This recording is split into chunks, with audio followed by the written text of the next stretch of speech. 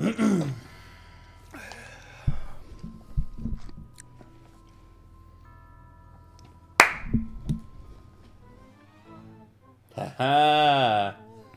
Bet you thought we forgot, didn't you there, Anarchy? Well, we didn't. It's been on the playlist now forever, and in all honesty, it's just been getting pushed back and pushed back and pushed back, and now, finally, here we are. We are here watching Posture's video talking about Serverblight. Now, Anarchy originally sent this in to us after you know, Nick the Wicker Beast and Anarchy had both recommended the entire Serverblight series to us. And, yeah, quite the experience. Here's what I will say as well. Serverblight, an interesting take on basically, you know, body horror in Team Fortress 2. I like that. I liked it a lot. And then you stated that you thought it was interesting, but then it became even better whenever it started to enter like real world scenario. Yeah, which, like it needed like some real world consequences to really actually fully pull me in. And lo and behold, we got that in like one of the last episodes that we watched of it. And yeah, I promised Anarchy after we watched the entire Serverblight series, we would eventually get to this, and here we are. The monster living in TF2 Serverblight. So yeah, we're so sorry it took so long to get to this. There's several that I still need to get to. As a matter of fact, take a look at this laundry list, huh? Take a look at this laundry list. Starting down here. Oh wait, no, that's the one that I saved for drawing up next time Drew next time he's up here. But Bread Sword, 1 hour and 53 minutes. That's from Giotto Cook. Black Mesa Hazard Course, 1 hour and 53 minutes. Then Everyman Hybrid Explained Part 1, 1 hour and 18 minutes. And then the American Samurai one, which Micah will be coming up on Friday, and I've talked to him about watching this with me because it's about Japanese-American soldiers in World War II that fought in Europe. And it's actually, and I know the story of the 442, and it's amazing. But we also have a few other ones here. Back for Blood proved that Valve carried Left 4 Dead. I don't necessarily believe that. I'm pretty sure I've already seen that exact video. Oh, yeah? Yeah, it's, because it's from like 3 years ago, right? Yes. Yeah, that's the same one that did the, like, this is all the things that are just absurd about Cyberpunk 2077 because, like, Half-Life 2 did it better, like, years and years ago. And, like, this is just unacceptable in modern video games. Like, the fact that there were, like, no splash physics if you chuck something in the water. Yeah. And just with, like, you know, which I think they actually in updates have since added that. Like, yes, they have. Like, Cyberpunk 2077 on release is a completely different game than current Cyberpunk 2077. 100%. Current is what it should have been. It's kind of like No Man's Sky. In my opinion, like there's been 2 really big game comebacks that I've seen throughout the years. No Man's Sky is like the first placed one, and Cyberpunk's the second place. Oh, obvious. Well, No Man's Sky, everyone wrote off No Man's Sky 100%. Like, it was bad. It pissed me off so bad. Oh, I bet it did. Like, it pissed off everybody. Busted. It was so busted I couldn't play past the prologue. Like, people were talking about playing past the prologue, and I'm like, my prologue is broken. I can't go any further. Yeah. And I had to wait for them to update it. Yeah, and then, of course, you know, like, No Man's Sky, dude, just the comeback story of that alone, of Hello Games alone with that, my God. And then, of course, you know, Cyberpunk. I think if they had released that under the banner Early Access when it first came out, like, it would be lauded as, like, one of the best games ever. Oh, yeah, dude. Like, if they would have released it on... If they would have done their full release should have been, like, Worlds 1 or something like that. And yes. everybody would have been like, holy crap, like, you know? Or, well, I would say the No Man's Sky next release would, like, the... At the very least, that one, yeah. At the very... Because the multiplayer thing, dude. The multiplayer thing alone... that's what they promised in their initial statements. That that's what they wanted. But you know, it's had like 3 or 4 major updates that actually increased the graphical fidelity of the game since it released. Like, what other games do that? You know?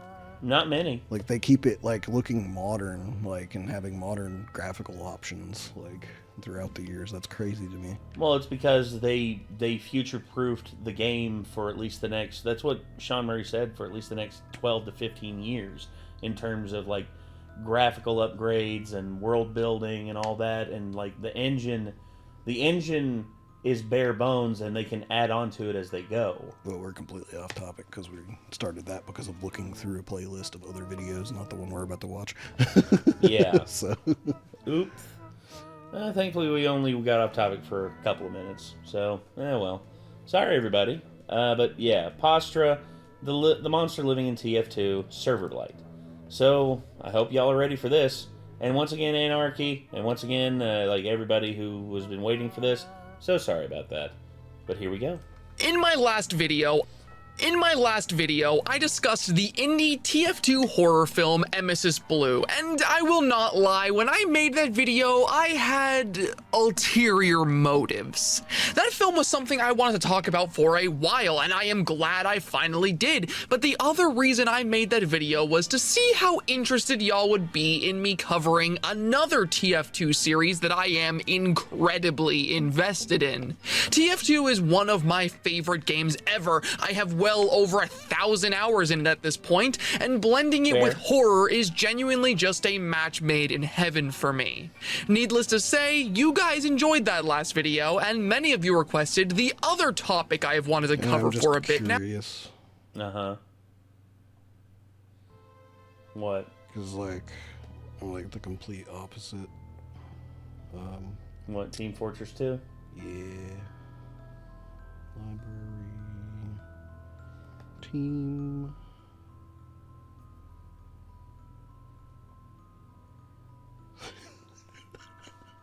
How many hours?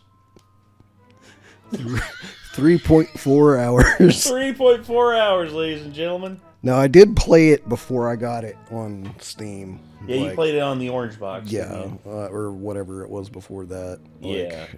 So, but not a lot. Like, not a lot at all. Like, maybe like a total of 10 hours at most. Fair enough. It just, I never got the appeal. It wasn't my thing like it has been for everybody else. I get you. Well, just like us gaming the other night, it was my first time playing Helldivers 2, and I put a good 6 hours into that game, so I feel... I officially played more of Helldivers 2 than you've played of Team Fortress 2, so... Pretty and much. that was in one night. In one sitting. In one sitting, yeah, so... Damn. So here we are. Serverblight is a TF2 horror series that has been discussed quite a bit on here as of recently, and for good reason. While Emesis Blue was a project that explored the actual world of TF2 and how disturbing it can be when shown in a more grounded context, Serverblight takes more of the approach of an old haunted game creepypasta. This series is about TF2 as a game, and what happens when something malicious begins to go after its players, and I want to talk about it. In this video, I want to explore every entry that is currently out for Serverblight, discussing the events that unfold within them and giving my opinions about each one. If you've not watched the series before this video, I greatly urge you to do so, as it has some crazy twists and turns that I did not expect when viewing it initially that I would hate to spoil for you. You can click on the card I provided here to go and watch it now if you're at all interested. Of course, I also understand that some people have a hard time with horror stuff or just prefer these videos that summarize the contents within. Points out anything we might have missed while we were watching. Oh, I guarantee Postra will, because Postra is... I'm not going to say more interested. I would say that Postra is probably more interested in this than probably both of us, but we have pretty sharp eyes when it comes to stuff like that, and I'm pretty bad with missing details sometimes. And I get that, but there's a lot of times you point out something and I'm like, oh, yeah, because I missed it. Yeah, because my brain is just like ADHD. It's sometimes just it's like, ooh, a birdie. Oh, yeah, I missed something. Every now and again, my brain goes stupid. Them, so don't feel like you have to in order to enjoy it. I'll do my best to provide an authentic experience for this incredibly interesting and disturbing series. With all that said, let's delve into it.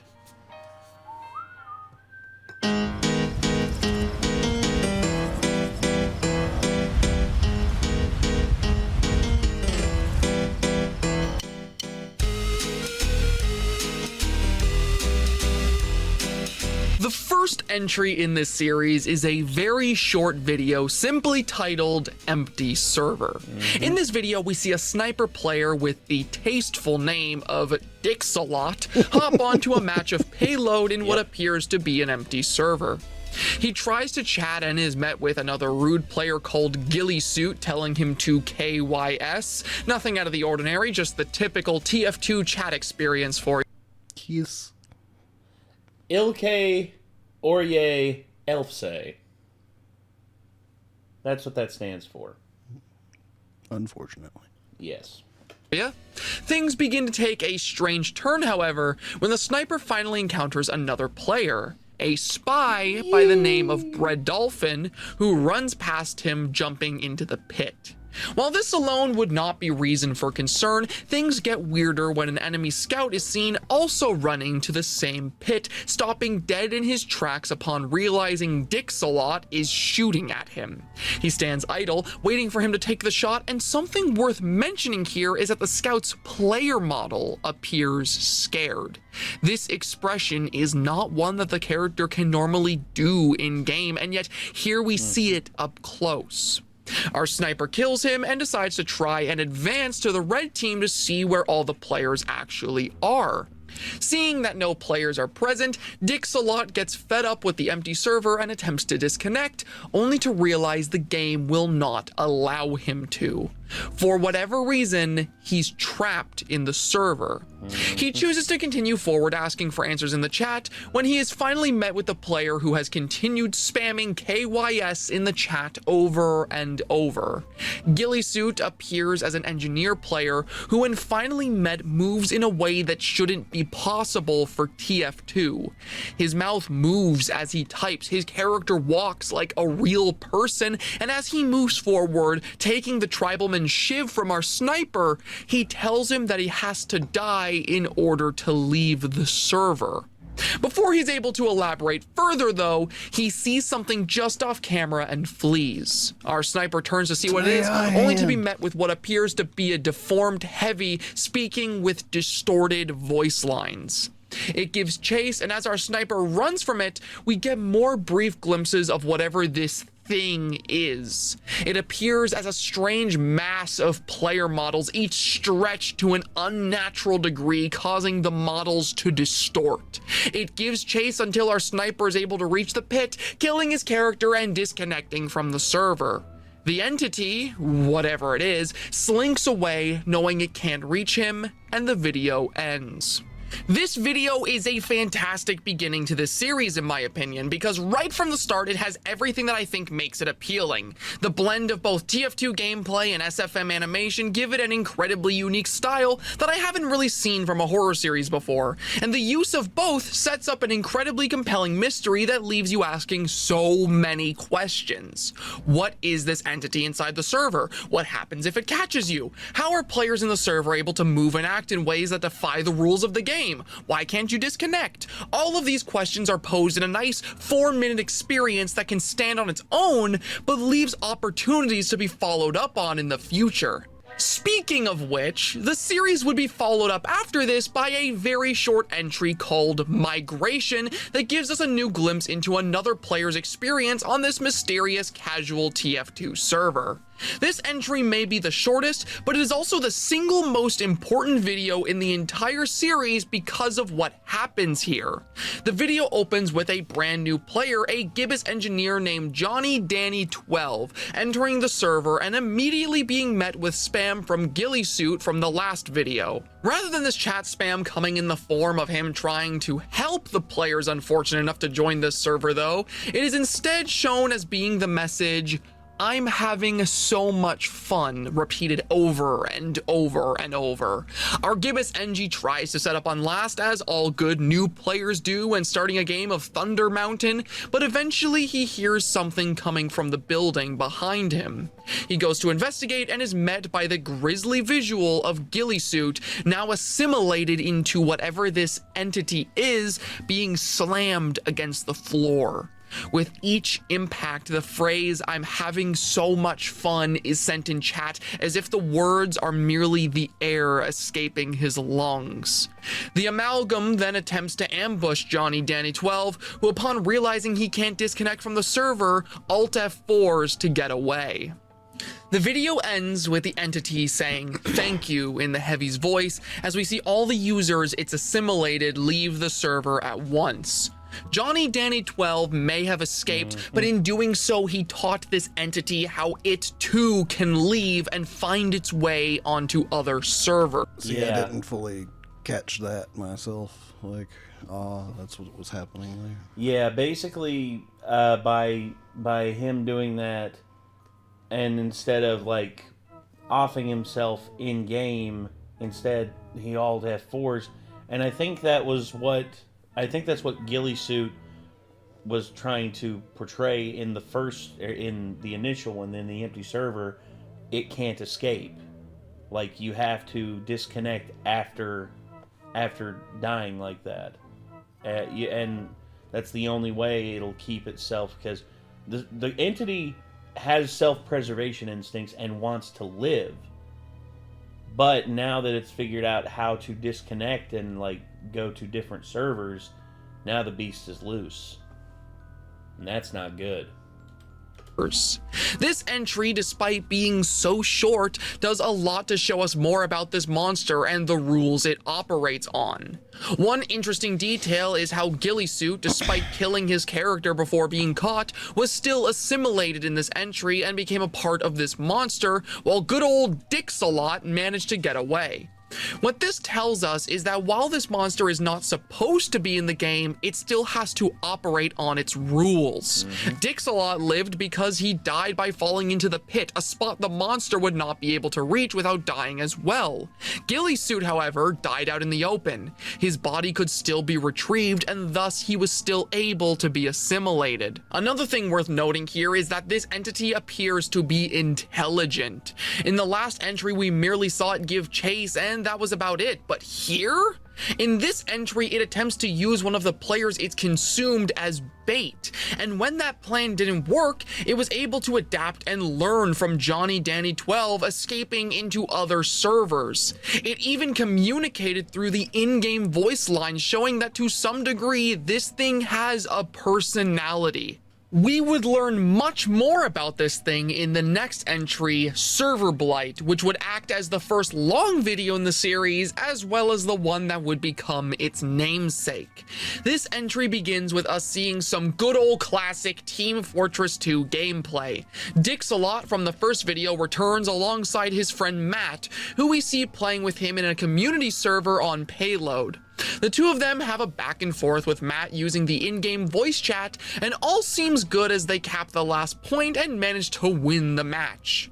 Right as the game ends though, most of the server disconnects, leading Matt to want to hop on casual. Dix-a-Lot, who we learn is named Aaron, seems apprehensive to the idea though. For reasons only we know, he refuses to play anything but community servers where he feels safe since his encounter with the entity that we will now be calling the Serverblight in light of this entry. His insistence to remain in the server ends up coming back to bite him though, because not long after, a large group is seen entering the server all at once, with one particular name standing out to him: Ghillie Suit. Aaron immediately starts to panic, trying to get Matt to leave the server and attempting to kill his character when the reality hits that they cannot. Matt, not understanding the gravity of the situation, tries to encourage his friend, and the two of them venture out of spawn to try and kill whoever or whatever just joined. From here, the video is a slow, suspenseful crawl through the match. Matt and Aaron look around every corner of the map, fearful for what they'll see as we get small glimpses of the Serverblight stalking them. There's this one moment where it seems like something bad will happen as Matt runs off after a scout, but when Aaron comes back to check on him, all is still okay. This momentary distraction did lead to them abandoning their one heavy player, however, who they later find after he had been assimilated by the Serverblight.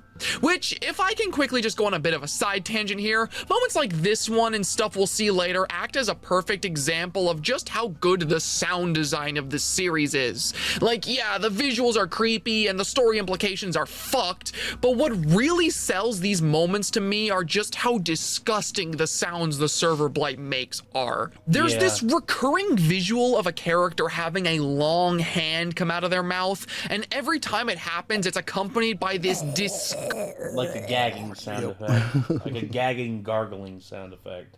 Disgusting choking and gagging sound, as if the hand is coming from deep in their throat.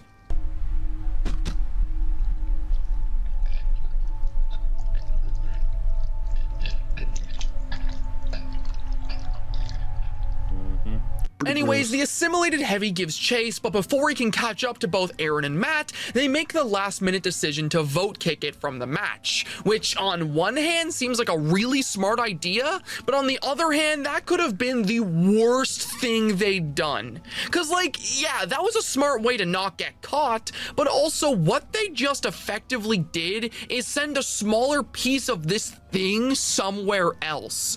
It could now potentially join multiple servers at once, because imagine they make another one and, you know, everything. Actually, as a matter of fact, imagine they make another channel that doesn't have anything to do, doesn't seem related to Serverblight or anything like that. It's just a TF2 animation channel and all that. And all of a sudden, one day, Scuba Master 96 shows up. And all of a sudden, people are just like, Scuba Master 96, where have I heard that name before?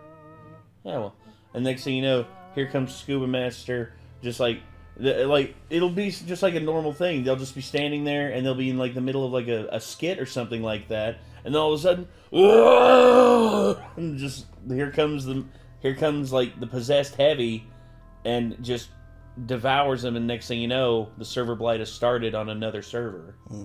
And yeah, that's actually kind of genius. Cause like, yeah, that was a smart way to not get caught, but also what they just effectively did is send a smaller piece of this thing somewhere else. It could now potentially join multiple servers at once, consuming multiple players just because of this one decision, and that like is a terrifying spaceship with a xenomorph, and it gets into the escape pod, and you launch the escape pod, but the escape pod falls down to a inhabited planet below. Or it'd be like from Dead Space. Remember when they send that one xenomorph in that pod out, and the one ship comes to rescue them, and it's like, we retrieved an escape pod from your... No! Yeah.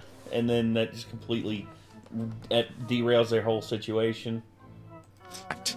Anyways, after this chase is over and done with, Matt and Aaron attempt to progress the map when Aaron stumbles across one of the most tragic visuals in this entire series. The innocent, gibbous engineer from the previous entry, who at some point was found and assimilated. Johnny Danny. He now lies in the snow, shaking as he asks, "Is this heaven? Why is it so cold?"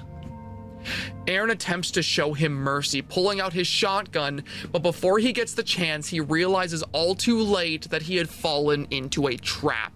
The engineer was merely bait for the main body of the server blight, which then gives chase in an attempt to corner them. Matt and Aaron barely get away, and it's here where Aaron finally attempts to explain what's going on. As he speaks, Matt responds in the voice chat, but something isn't right. What? He repeatedly says "what" in the exact same way over and over, as if it's the only response he knows to say. And as Aaron, in confusion, turns back to look at him, he sees a speech bubble still over Matt's head after he stops talking. Matt then looks up at it and manually removes it. Matt had been assimilated this whole time, a puppet of the server blight that has been following Aaron from the moment it happened. And the crazy thing about this moment is we can actually pinpoint the exact moment that this happened. You remember that random scene where Matt chases the scout? In the time... Right there. Because when the server blight joined earlier, the name directions was the name of the scout that he killed was part of the Serverblight. So it doesn't make sense that he could kill part of the Serverblight like that, and instead it's just like, oh, yeah. Or he leaves the screen and Aaron checks on him, that is when he's assimilated.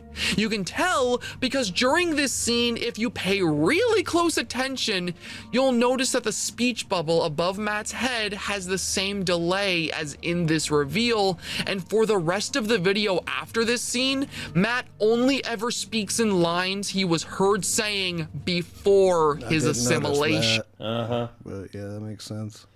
Again, those random moments at the start of Matt and Aaron kicking ass in TF2 actually served the purpose of giving the Serverblight the lines of dialogue it would use after assimilating him, only ever using phrases and words that wouldn't immediately tip off Aaron and the viewer that the swap had happened.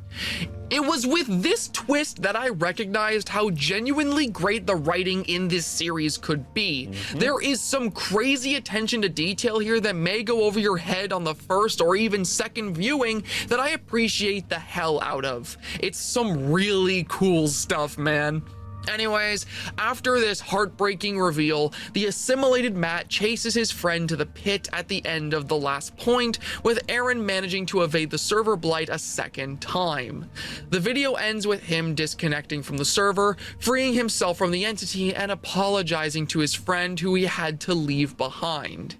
Just when you think it can't get any worse, a group of new players connect to the server, and it cuts to black as the Serverblight smiles. The Serverblight will spread. This entry is definitely one of the best. It adds so many layers to this series and actually makes it feel like a proper ongoing narrative now, rather than some small spooky YouTube videos. It also tells us a few things about the Serverblight itself, while also raising some scary questions. We learn now about the extent of this being's intelligence, with it being smart enough to imitate proper players and their voices to try and trick their victims. We also see from this entry that the Serverblight appears to be genuinely sadistic in nature. This thing could have assimilated Aaron multiple times throughout the video with the knowledge we gain later, and yet instead it decided to toy with him. As for questions, this entry really begs a couple that really stuck with me. The first being the now loose thread of the heavy that was banned from the server to potentially infect other places, and the much more pressing question, what does the Serverblight do to the players? Up until this point, that was the one that I had the question of, it was like if they would just bring it outside, and I think they did in like the very next episode, actually. They did, yeah. It's like, show me what happens to you in real life if you get caught by it, or at least hint at it, Yeah, they show it in one of the episodes. US, whether or not the Serverblight was merely taking the avatars of the people encountered, or if it was somehow affecting the people behind the screen. This entry, I feel, brings attention to that ambiguity and makes the viewer question what's really going on. When we see the Gibbous engineer, he speaks as if the real player is somehow trapped in the game, speaking out for anyone who may listen. And when Matt is assimilated, it uses his voice and it's treated as if the real person has been taken rather than simply the in-game avatar. This question would not remain one for long, as the next entry, titled Puppet, would actually elaborate on it. This video is incredibly unique, as rather than being a simple SFM video like the ones before it, this one actually takes the form of a creepypasta narration set in the Serverblight universe. The narrator of the story is Matt from the previous entry, now giving a first-person account of what he is experiencing after his assimilation. He describes waking in a cold, black void without any memory of how he got there or what is going on. His body feels disfigured. His limbs are not where they should be, and he is in constant, violent agony. Feeling around the darkness, he realizes that he's not alone. He is surrounded by corpses, all of which are contorted into horrible shapes, much like himself. And then he begins to move, reluctantly and painfully. Something is behind him, breathing down his neck, and it pushes him forward against his will. He tries to resist, but the entity relishes in it. It enjoys his struggle. Eventually, he gives in, accepting that he is now trapped in a game, the puppet of something evil that will use him to make others share his fate. This entry is incredibly interesting and important because it answers one of the questions posed by those that came before it. The victims of the Serverblight are affected by it in real life. This thing is not just taking their avatar, it is by some supernatural means taking them. Now that we understand this, the threat the Serverblight poses feels a lot more real and disturbing. Just imagine playing a TF2 lobby casually when suddenly your life is ended in an instant and you're taken into this purgatory. You're conscious, you're aware, but you are forced to be a mere spectator of whatever horrible things this entity does with your body. The thought of it is terrifying. This episode also explains the small moment with the engineer and what he says. This moment is us getting a glimpse into what this player is experiencing, waking up in this dark void, cold and afraid. They don't understand what's going on, so they misinterpret it as being heaven, calling out to anyone who may be listening. I'm also kind of thinking, like, with that scene in particular, like, you know, once you're assimilated, you're probably like scrunched and contorted inside of the mass of the Serverblight, and it's probably constant agony. But if it throws you out and shapes you back into your original shape, at that point, maybe he actually was like temporarily like laying out in the snow, being like, "Am I in heaven now?" Like, because he was just being tortured, like basically like the equivalent of hell inside the Serverblight. Yeah. It's like, why is it so cold? Because he's laying in the snow, you know? Yes. So, and he has no control over his body, but he can still feel everything. it's like he had like a moment of relief because the Serverblight used him as a decoy, basically, but he's going to be sucked right back into that horribleness, like, as soon as it's done using him that way. Sheesh. It's all the scarier. No doubt. Heavy, terrifying stuff for a series about an evil monster appearing in TF2 lobbies. I won't lie, I did not expect the series to go this crazy when I first got into it. With the true nature of the Serverblight revealed to us, we'd see this reveal expanded upon in the next entry, Assimilation. Assimilation is an entry that caught me really off guard with the direction that it chooses to go in. You see, this entry opens just like pretty much everything else we've seen up until this point, casual TF2 gameplay, with us following a spy player this time, who loads into the game as we suddenly pan out from our monitor and find ourselves in real life. Okay, That's so I have right. a question now. Did we actually watch the last one that he just talked about? I think we did. I feel like we missed that one. I don't remember there being one that was just narrated by the dude. Matt, and that being all that happened. I feel like we skipped straight from the third one to this one. No, there was others in between. There was ones that were dealing with a guy as the demo man, and like he noticed something on the server and he followed it. And then we follow someone else that. Are you sure that's not after this one that he's talking about right now? It might be after it. I don't know. I really don't know. But I just don't remember there being one that was just simply narrated by Matt, like a creepypasta style thing. I don't know. Without it being animated, you know? Maybe we missed it. I mean, if I think we did, may have. Oh well. Entry in the series focuses less on the game and more on the real life side of things, actually showing us what an encounter with the Serverblight looks like outside the game. We see our spy player enjoying a match of Dust Bowl with it cutting in and out of gameplay. In the moments where we see live action footage, the spy player is noticeably paranoid even before anything strange begins to happen in game. He constantly looks over his shoulder while playing, only to be met with nothing there. Our first sign of danger comes from the game before real life, as he begins to have his own encounter with the server blight. Players in the server begin to act off slowly but surely, and as he looks down at his own hands, there is a brief moment where he sees himself as the spy model he's playing as. From here, it's as if he and his character have become linked. When he types in chat, his character's lips move, and as the video goes, we get more and more brief hallucinations of him being his in-game character. Once he begins to question what's happening, the server blight reveals itself to have assimilated the majority of the server, and it gives chase to him. He attempts to disconnect, but it won't work, and as he makes his way to a dark hall evading the assimilated players, he begins to see himself inside the hallway in live action. He makes his way to the final point, unable to turn away from the screen as if trapped in a trance, all the while we, the viewer... Oh, there it is, Scuba Master. Yeah. Unable to turn away from the screen as if trapped in a trance, all the while we, the viewer, are powerless to help as we watch an assimilated heavy appear behind him, getting closer and closer as the players in-game approach. It all comes to a close when he's finally caught in-game, and the video ends with the player's corpse seen sitting lifelessly at the computer, his eyes gone completely white and his mouth bleeding.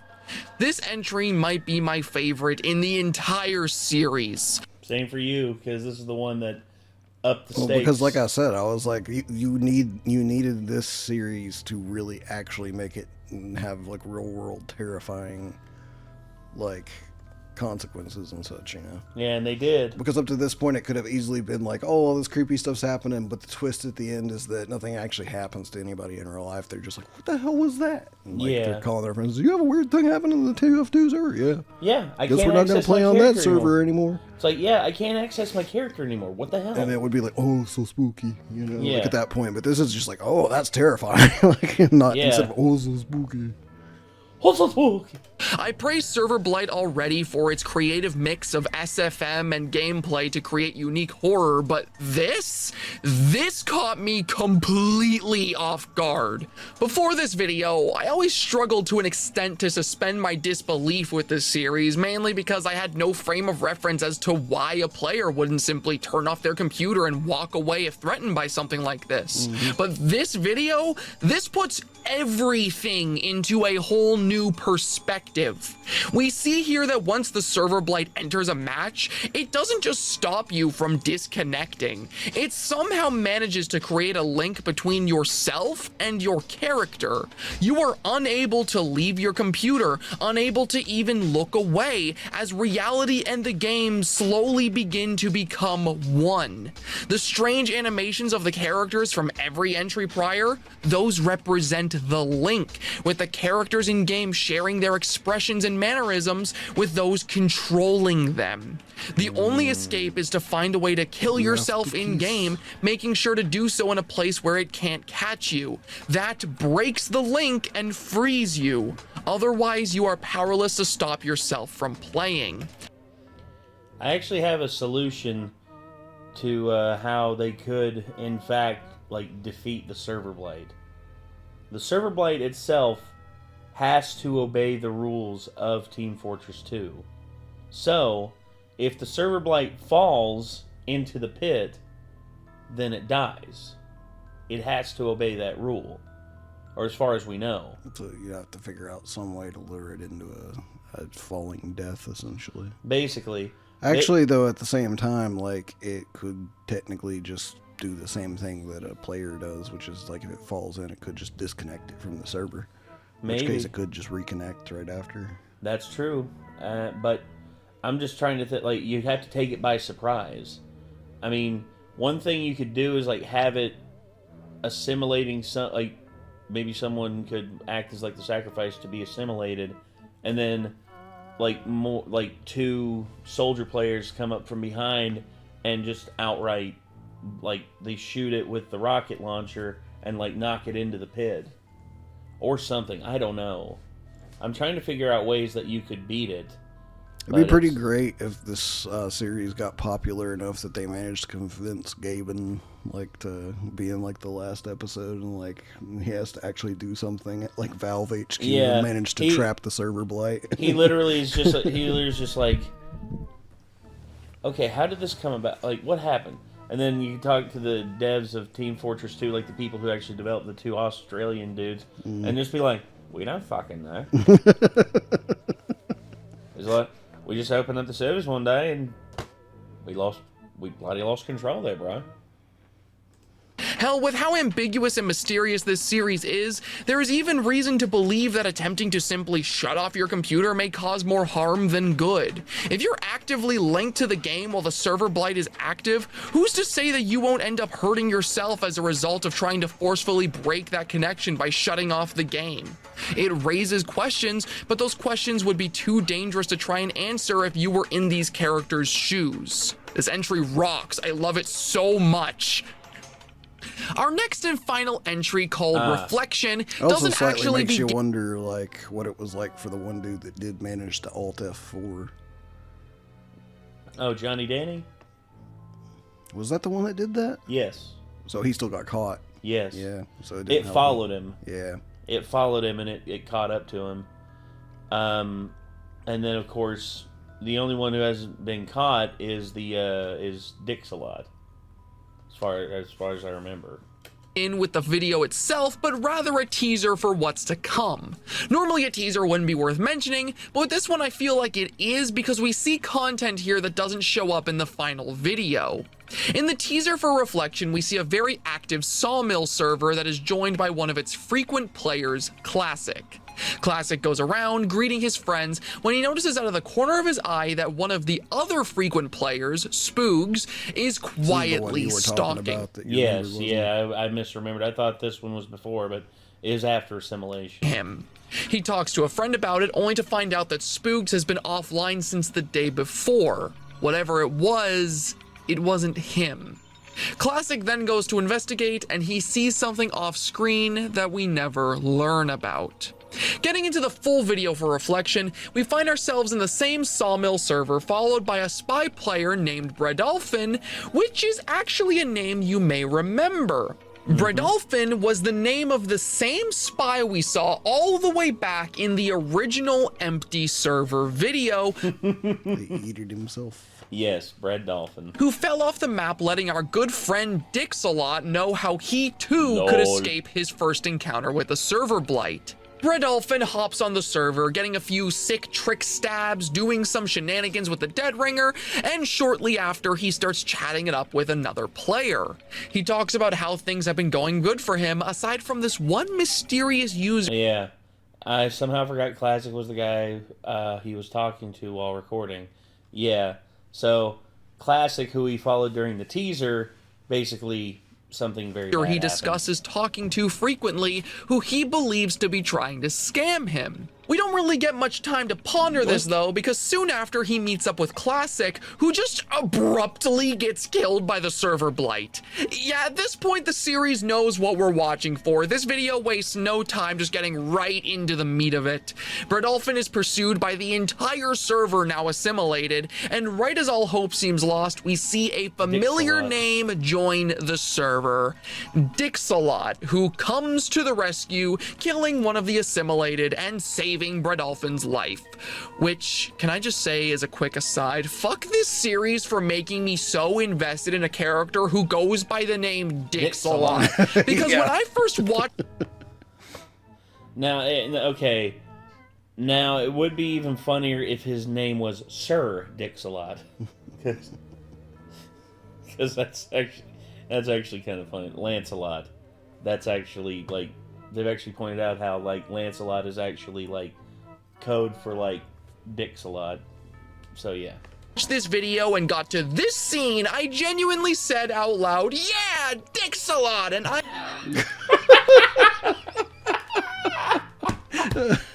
Yeah, Dixalot!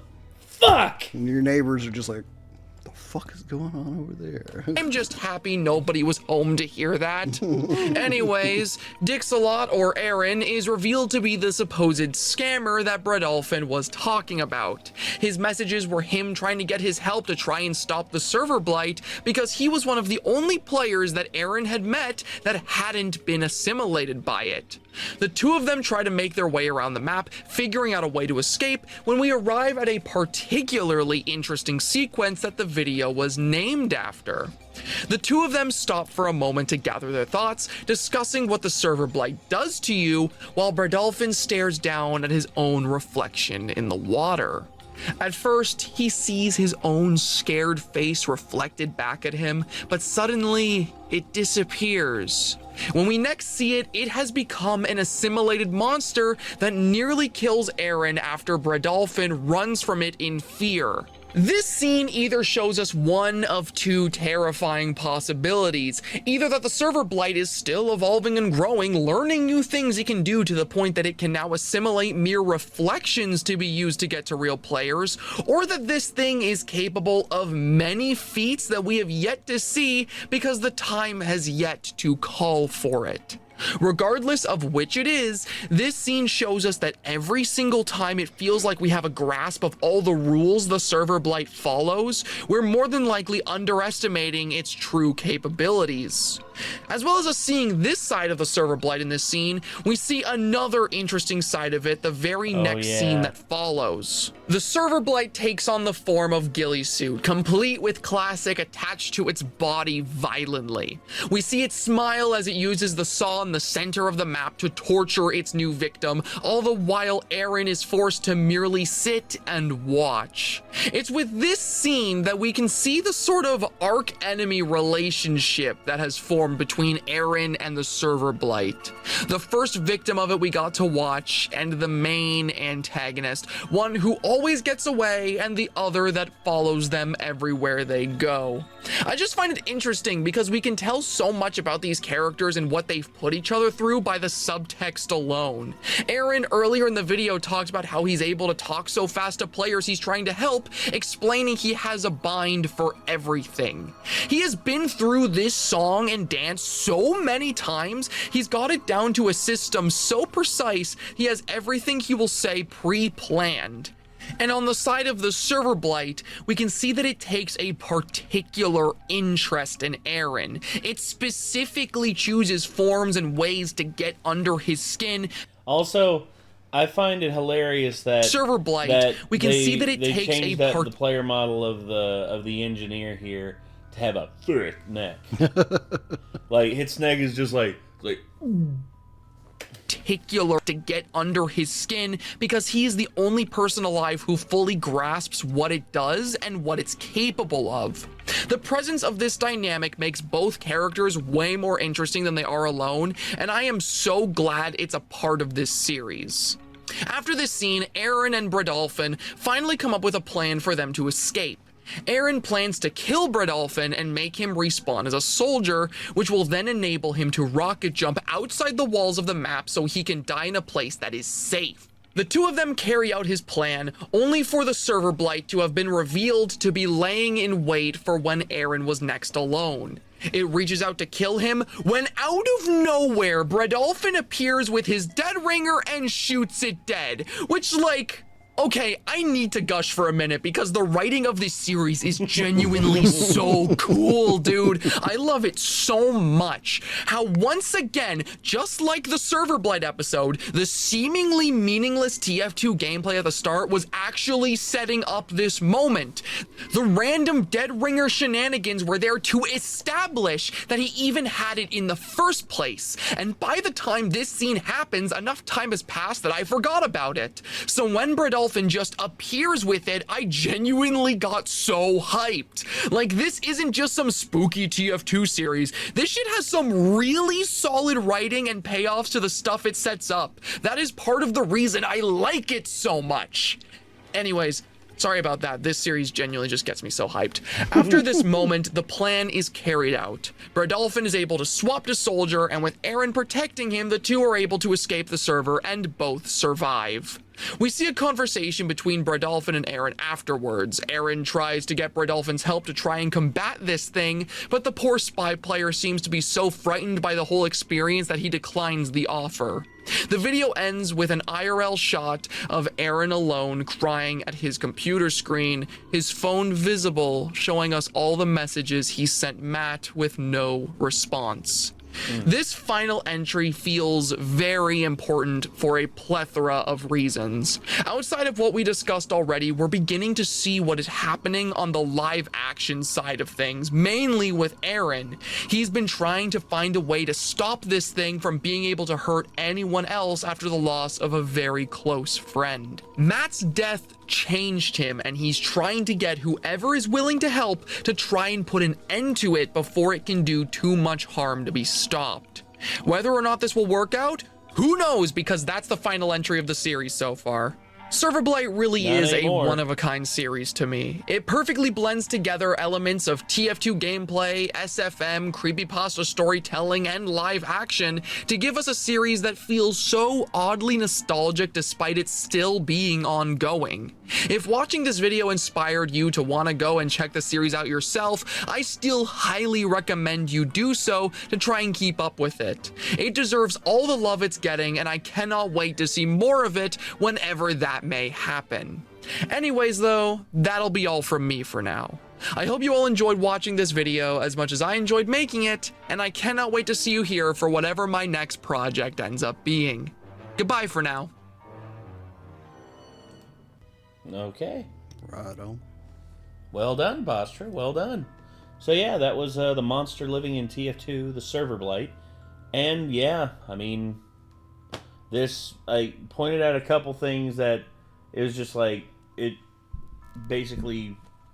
I definitely missed a couple details. So. Yeah, I figured, there were a few things that I figured out while watching it, and then also while going back and editing it, I was like, oh, so that's what that was. And now here we sit. That's another thing that helps me. Like, I miss details in the anime episodes we react to a lot, but when I go back and edit them, a lot of times I'll be like, oh! Like, oh yeah! I did that just recently. Because I was like, hey, you remember we were trying to figure out which witch they were talking about in ReZero? Yeah, one of the characters said it in like a single line at one point. And then, boom, there you go. Got it figured out. Well, that's the same thing here. It's like, multiple viewings does help, in which like I said, when Nick the Wicker Beast originally sent it to me, I was just like, oh, okay, this is interesting. And then when Anarchy basically recommended that I react to this posture video with you, all of a sudden I was like, oh, okay, well, we'll make it happen. And yeah, I'm glad that we were able to watch it. I'm also glad that you at least enjoy it and you're having fun with this. But yeah, the monster living in TF2, Serverblight. I mean, Posture, once again, just doing a genuinely good job breaking everything down, and my dude just like maintaining the fact that he's a fan of this and that they love what this has to offer, and not hiding the fact that they're a Team Fortress 2 fan, which that's cool. That's cool. So, all right. Anyway, everyone, I guess if y'all enjoyed what you saw here from Postra and you want to see more from Postra, feel free to click right here.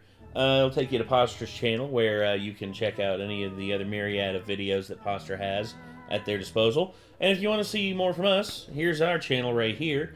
Yes, look at it. Look how nice it is. Feel free to leave us a subscribe. We just hit 300K, and I'm still very ecstatic about that. Still can't believe we've hit 300K.